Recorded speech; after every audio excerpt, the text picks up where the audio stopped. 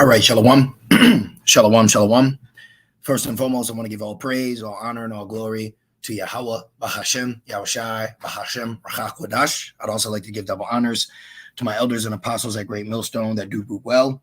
And I would like to say peace and salutations to the Lord's elect, the hopeful elect in the 1/3, and Lord's will this lesson will be edifying and exhorting to the sincere sheep of Yahweh, Bahashem, Yahushai, Baha, Rachakwadash. All right, and the water. Yahweh Bashem El Shai, Baharach HaKodash. Forgive me the inspiration to do this lesson. All right. And as the title reads, Charles Unchained. Okay. Let me get this right here. Put this I in there. Okay, there we go. I had something misspelled. So in quotations, it is Charles Unchained. And then I put Yoke of Iron. All right. So I'm just going to do a real quick lesson. I just came across this. I was, surfing the web, okay, and I came across this Sports Illustrated magazine, and I want to share it with you, brothers, okay, and you few sincere sisters, okay. Check this out right here. All right, so let's just put Charles Barkley cover of Sports Illustrated. All right, that's all I'm putting. So when you put that in, okay, the very first thing that comes up, all right, is not a picture of him in a highlighted game, okay, like right here, back in Rome again, all right? It's not the USA All-Star team, the Dream Team. No, it's a picture, okay, of, Jake and Yoke of Iron, okay? So I found this very spiritual, and, hey, this is why the scriptures say, okay, that it would be a sign. All right, let's get there real quick. Just going to be a quick lesson. I found it edifying, so why not bring it out, right? Okay, why not bring out some more edification? And especially the times that we're in, especially now that, Edom is pushing now more than ever a one-sided argument, that, he is us. So let's go in here. I'll choose my words wisely. All right, but we also understand according to the curses, okay, Deuteronomy 28, and let's go to 45. Is it? Yep. Deuteronomy 28 and 45, and let's just read this one real quick. I just want to go into the blue letter, okay, and then I also want to show you that there is a curse of a yoke of iron, okay, and we could even put that in as well. So this is Deuteronomy 28 and 45. It says, moreover, all these curses shall come upon you, Israelites, and shall pursue you and overtake thee till thou be destroyed, because thou hearkenest not unto the voice of the Lord thy God, to keep his commandments and his statutes which he commanded thee. So right here, what we all know is that the Lord said that the curses are going to follow us, they're going to chase us, they're going to pursue us, all right, they're going to overtake us. So when you read this, it says every black kid, right? Every Judite, every Jake kid thinks the only way. See, he thinks, all right? He thinks in his mind, because this is what Esau has constructed here in Babylon, okay? You have Jakes like yesterday, which I didn't even think about this, but I was going to do a lesson on this video. No jumper. All right, let me show you this, which it was a good video, okay? But I was going to do a lesson. If the Spirit has it, I will. But right now, it's on my spirit to make mention. Where is it? Well, Captain Jazariak, he was on No Jumper. So let's see, is it in this? Right here. Okay, he was on No Jumper. And WAC 100 was basically trying to speak about freedom and how we have more freedom today than we did during the time of chattel slavery, which even this conversation proves, we are yet this day in captivity. But what I want to say is, while one Jake may tell you that we have more freedom now, well, I believe his name is, Tariq Nasheed, which I also liked his responses. He kept it. I'm not too familiar with him, okay, so I don't know any outlandish things that he may believe or teach, but just pertaining to this interview, there was things that, I said, okay, that's a good point. That's a good thing. And he corrected WAC 100 about us, he said, well, you say we're more free to do what? And I said, that's a good point, because the one thing Jake will do is all they think about is, oh, I'm free to go to the store. I'm free to play sports. I'm free to not have to pick cotton. But do you have freedom to own land? Do you have freedom, to invest in yourself and your economy and your political aspect and the way you govern and police yourself? No, you don't have that freedom. Okay. So when you hear Jake talk about freedom, it's like, what aspect of freedom are you talking about? Are you talking about the freedom to play ball? Are you talking about the freedom to have yourself separated from this system? No, Jake doesn't have that freedom. So that was my spiritual 2 cents on that matter. Like I said, if the Spirit has it, I will go into that interview. Okay, but let's continue with this. It says every black kid thinks the only way he can be successful is through athletics, but that is true. Okay, because you're not going to be successful as a nation through a ruling class political aspect. Okay, an economic aspect, a sovereign governing land, continent, statutes, and commandment aspect. You're not going to get that on this side. Okay, you're not going to get that. That's why it says in Baruch, we are yet this day in our captivity. If a brother wants to post that, Babu Kashab, otherwise I'll grab it. It says that is a terrible thing, but that also is the curses. Now let's finish it. Deuteronomy 28:46. It says, and they, all right, they meaning the curses, okay, and they shall be upon thee for a sign and for a wonder upon thy seed forever. So this magazine cover is a blatant depiction of the prophesied curses that would fall upon us as a people. Now, real quick, I want to get this. Okay, let's go into this word sign and show you something. So when you go into this word sign, it goes into a distinguishing mark. Okay, meaning you're going to have something on you that you can't argue other people have as well. Now, right here, it also goes into evidence. So when we look at things like this, even though I know I'm preaching to the choir, but simple things like this, okay, can't be overlooked, even though it's blatant evidence and it has to be provided to the court, if you will. Okay, just like when you go into a courtroom, all right, you have ample opportunity, okay, to provide. Let me do this. Provide evidence to the court. See, submit evidence to the court. When you go to court, you will give information called evidence. So what are these lessons? These lessons are evidence and proving what we already know in the spirit, but we have information, edification, also known as evidence, all right, that we are showing to a judge who will decide your case. Okay, see?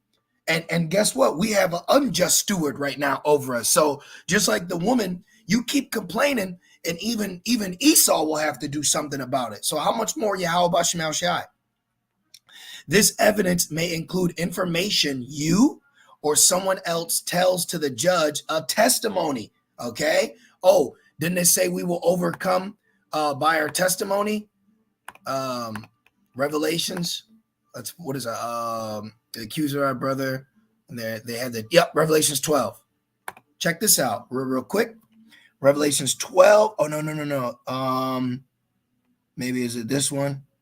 It says salvation has come. I know it's right in here. Which one is it? Oh, right here. Here it is. Thank you, Yahweh. Check this out. It says, and I heard a loud voice saying in heaven, now is come salvation. All right. Salvation for who? For the nation of Israel, and strength and the kingdom of our God and the power of his anointed. For the accuser of our brethren is cast down, which accuse them before our God day and night. And they show you how they accuse us. They're quick to search out things against us, but then they're also even quicker to disannul the evidence that we're providing on our behalf for our case. See?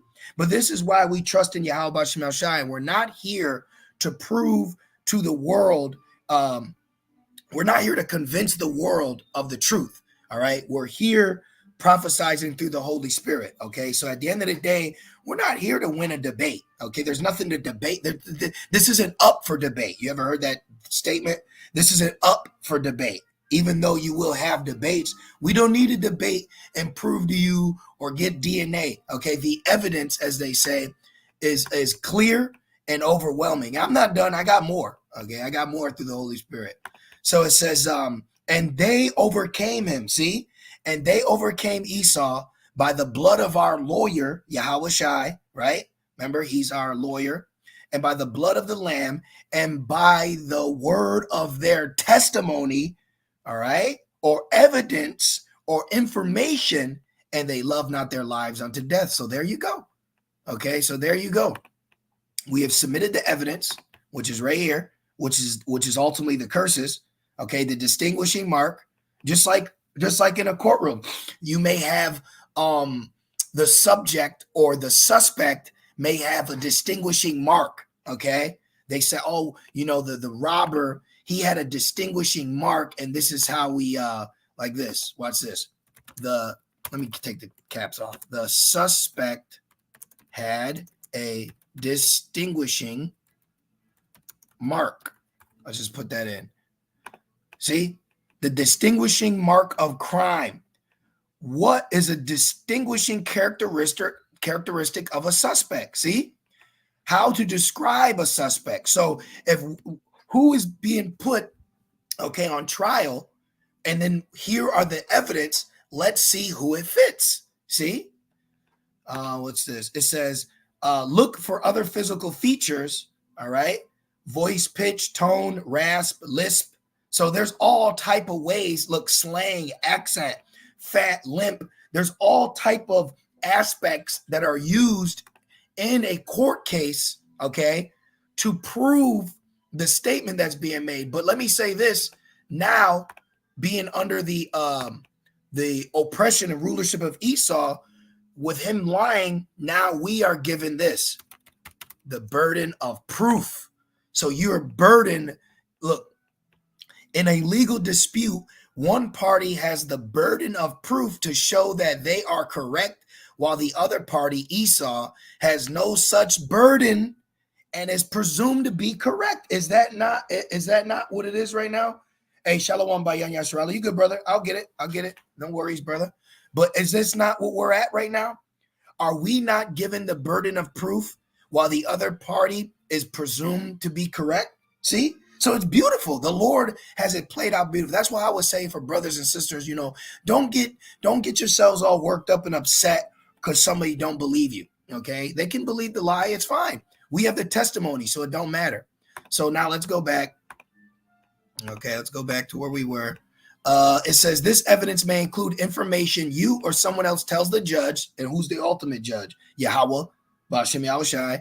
And it says as well as items like, look, emails, videos, and text messages. Oh, we got certain texts. We got certain books, documents. Check this photo. Look, photos. Boom. Here's a photo. Okay, now let's further prove it. Let's further prove our evidence with these curses that are a distinguishing mark. Okay. Deuteronomy 28 and 48.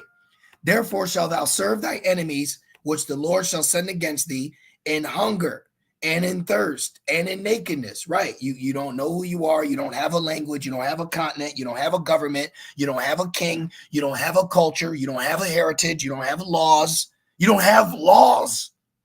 You know, you don't have statues. You know, you don't have a God. So you're naked.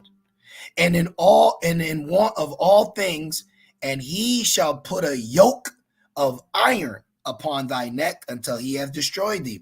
So look at this. It says that we'd have a yoke of iron. So then years later, they say Charles Unchained. And he's being unchained from what? The yoke of iron that was put upon us for the curses. Now check this out. So I looked up the name meaning for Charles, and guess what? Wouldn't you know the name Charles means free man? So are we not free under Yahweh Bashem Yahushai? We are free now, okay? And we're free from the grievousness of the law, which is why we're under curses in the first place. Are we not under the curses for our disobedience and breaking of the law? This is why Yahushai said you are now free. John 8:32. And ye shall know the truth. He's speaking to priests right here. And what are priests? Priests were under the Levitical priesthood, and they were bound to that. Okay. And it says, and ye shall know the truth. What the truth is Yahweh Shai, and the truth shall make you free. See? So we have experienced the aspect of Charles. All right. In the spiritual sense, we are unchained now. Okay. Now the word Charles means what? Unchained. Okay. And the water, brother. I was gonna grab it, but the water. I hope you don't, hope you with your job, you're not being, put yourself in a grievous position. Because guess what? We're in captivity. So look at that. Brothers are woken up to who they are as Israelites, and they're at work.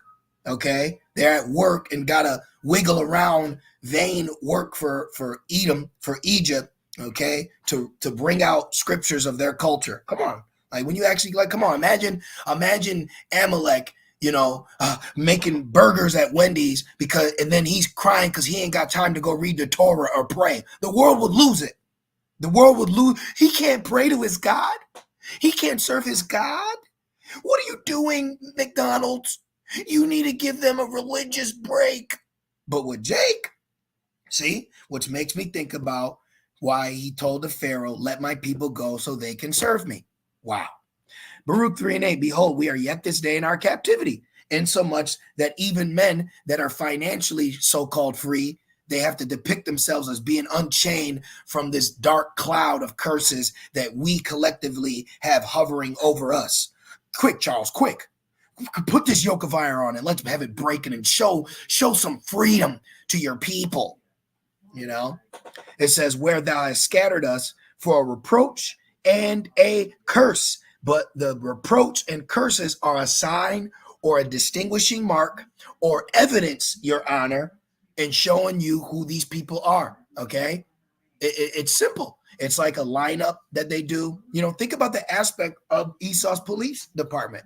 Think about how they would go about to find a criminal. And is not Jake always the usual suspect? So here it is in one instant, we're the usual suspect. But when it comes to this aspect, no, you can't be. So I can be the robber. I could be the thief. I could be the criminal. I could be the money launderer. I could be the drug dealer. I can be all that, but I can't be a son of God. See that?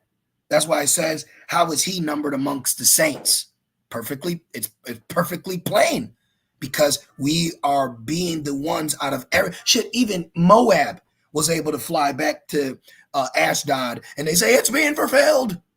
It's the 10 tribes. They're coming back, so that everyone else can everyone else can be us, except for us, which we know. But we're just proving these points, just like you would in a courtroom. And it says, and to be subject to payments according to all the iniquities of our fathers, which departed from the Lord our God. So at the end of the day, we understand that, we don't just point the finger at Esau. We also acknowledge our position and why we're in this stance today. Now, let me further prove this aspect of the yoke of iron. So after we go to Deuteronomy 28, which we just shown, okay, the yoke of iron on thy neck. Let's see. Yep, yoke of iron on thy neck. Okay, you see it. You see the yoke of iron. Now let's further prove that with the book of Jeremiah. Okay, let's go here and let's go to Jeremiah 27, and then I'm also going to go to Jeremiah 28. Okay, so look at this. This is Jeremiah 27 and 1. It says, in the beginning of the reign of Jehoiakim, the son of Josiah, king of Judah, came this word unto Jeremiah from the Lord, saying, thus saith the Lord to me, make thee bonds and yokes and put them upon thy neck. So right here, the Lord commanded Jeremiah to put this, to create the yoke and the bonds and to put it on your neck to symbolize subjection, to symbolize captivity. And then now look at what happens when Jeremiah, when he goes to Israel to tell them about this, this warning, okay, of judgment coming from the Lord. I want to show you how Jake reacted. Jeremiah, and it's a false prophet also. Jeremiah 28 and verse 10, okay, it says, then Hananiah the prophet took the yoke from off the prophet Jeremiah's neck and break it. So Jeremiah was prophesizing, okay, with a yoke on, telling Jake, like, remember, Remember, there was a prophet that rose up and tied Paul's garment up to show that he was going to be bound. Okay, so remember, the Lord told, I believe, Isaiah or Ezekiel to clap. So sometimes the Lord will have us do dramatic things physically to represent what's coming to us in the physical, but showing you spiritually. So this was the Lord showing us what was coming. And look how Jake reacted. He took it and broke it. You know, he wanted to be unchained. And Hananiah spake in the presence of all the people, saying, "Thus saith the Lord." Even, right, he's all, the Lord really saying, "Even so will I break the yoke of Nebuchadnezzar, king of Babylon, from the neck of all the nations within the space of 2 full years." And the prophet Jeremiah went his way. But see, this was a false prophecy. And it says, then the word of the Lord came unto Jeremiah, unto Jeremiah the prophet, after that Hananiah the prophet had broken the yoke from off the neck of the prophet of Jeremiah, saying, "Go tell Hananiah, saying, Thus saith the Lord, thou hast broken the yokes of wood, but thou shalt make for them yokes of iron. For thus saith the Lord of hosts, the power of Israel, I have put a yoke of iron upon the neck of all these nations, that they may serve Nebuchadnezzar, king of Babylon, and they shall serve him, and I have given him the beasts of the fields also."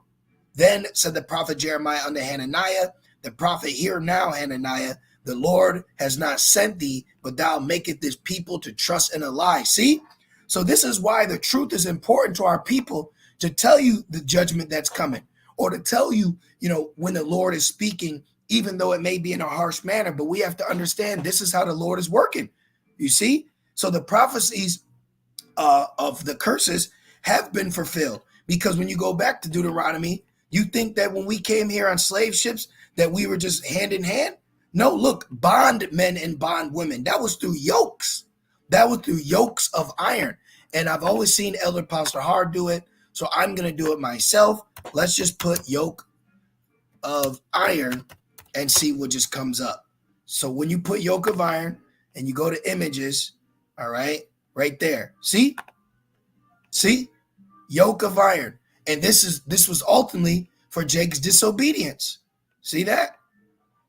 And then you fast forward it to after being freed, and then Esau portrays Jake as we have broken. I am freed, and we have broken. We've broken the bonds of the mental slavery, and we're free now. Isn't it funny? You're freed. The same man who enslaved you, he's freed you, but he's freed you through his ideas of freedom. Okay? His ideas of freedom, So I just wanted to touch on it. I just wanted to touch on this lesson real quick. I came across this picture, and I said, well, isn't that something? Isn't that something? And then you go into Charles. Charles means a free man. So we're the ones who are freed. Okay, we are free men. Okay. Oh, look, there are also many variants of the name Charles, Carlos. Oh, that's the Northern Kingdom. See? So you got Charles and Carlos. Okay, Craig and Carla, right? So, I just want to touch on that real quick. I ain't got not much else to say. Like I said, the Spirit has it. I'm going to touch on this as well.